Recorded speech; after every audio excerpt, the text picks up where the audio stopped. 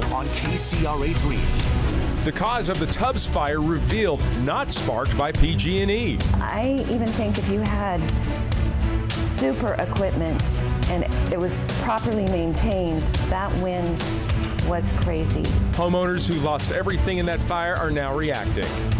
Plus the chaotic moments of the quickly growing campfire captured on 911 calls. Are we supposed to be evacuated or what? No. What they're revealing about the response to the deadly wildfire. And days after he went missing, little fella is happy, and his parents are very happy as well. A toddler found safe where he was located. And a growing homeless encampment causing more than just sanitary concerns. The homeless say they have nowhere to go, what the city plans to do with that site. Where the news comes first. This is KCRA3 News at 11. After the deadly and devastating Tubbs fire tore through parts of Napa, Sonoma, and Lake counties, a new report clears PG&E of any wrongdoing and blames the fire on a private electrical system. That fire killed 22 people and tore through more than 4,600 homes. KCRA3's Emily Maha joins us right now. She has reaction from some of the fire victims. And Emily, you spoke with one couple who moved to El Dorado County after they lost everything in the Tubbs fire. Gulston, Edie, Doug, and Louise Lash were asleep when the Tubbs fire first started. Within hours, flames destroyed their home of 30 years and wiped out almost their entire neighborhood. The smoke was red, so it changed from gray to red in like 5 minutes. We were like right at that second little red one right there off the corner. Louise Lash points out her house on the back of a t-shirt. It's one of the tiny red dots, one of the homes destroyed by the Tubbs fire. She's been back to visit the neighborhood, but things aren't the same. I forget what street I'm on. I mean, I can find my own place, but it looks so different you don't even know really where you're at. After losing everything in the fire, Louise and her husband Doug decided to move to El Dorado Hills to be closer to their son. We didn't want to try rebuilding the neighborhood. We decided not to because we didn't think the neighborhood was going to be the same anymore. When CAL FIRE announced a private electrical system, not PG&E, caused the fire that destroyed their home, the couple wasn't surprised. We had heard that for quite a while, that it wasn't PG&E, and it was not a big deal at that point. You know, we have already moved on. I even think if you had super equipment and it was properly maintained, that wind was crazy.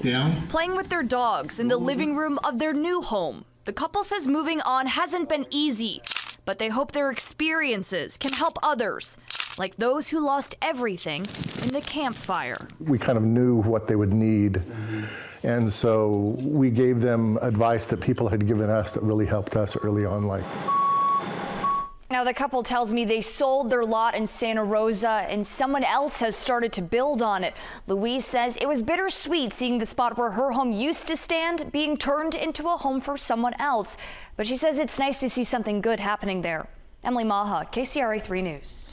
Emily, thank you. Now, a court filing is tracing the start of the Tubbs fire to one property in Calistoga, and here's a look at that land.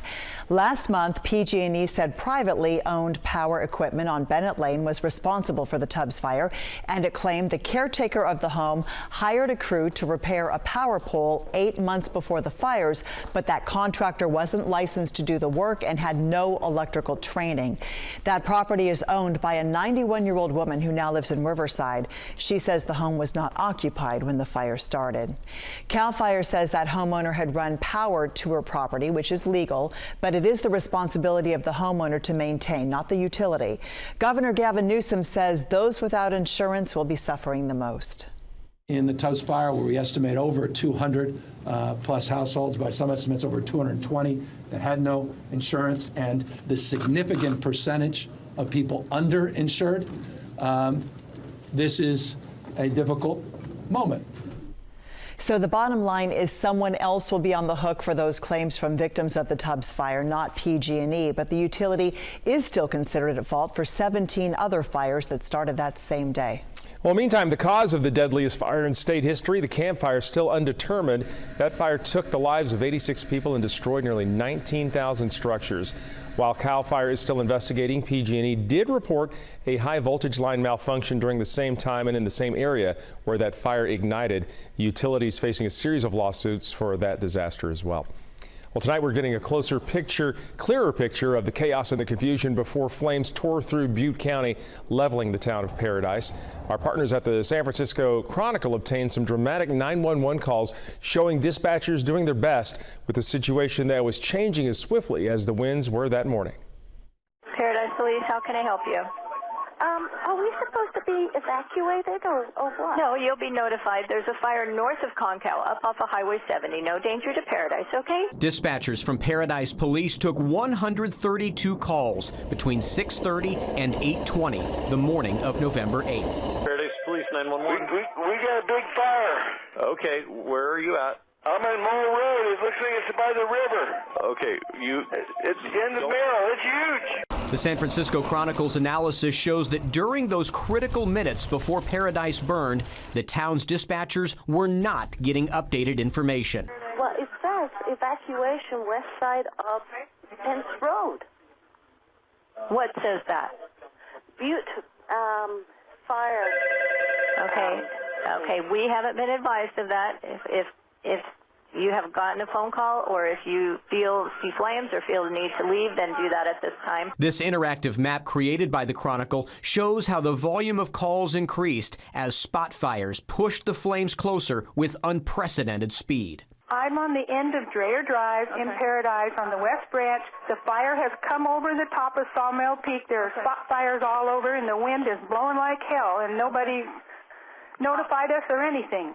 Yeah, because there's no evacuations at this point. I'll put you through to CAL FIRE, make sure they have all of that info. Hold on one second for me.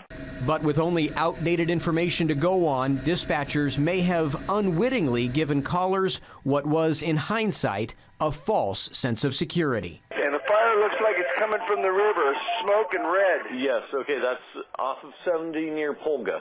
Oh, it's that far away? That's what we're getting told.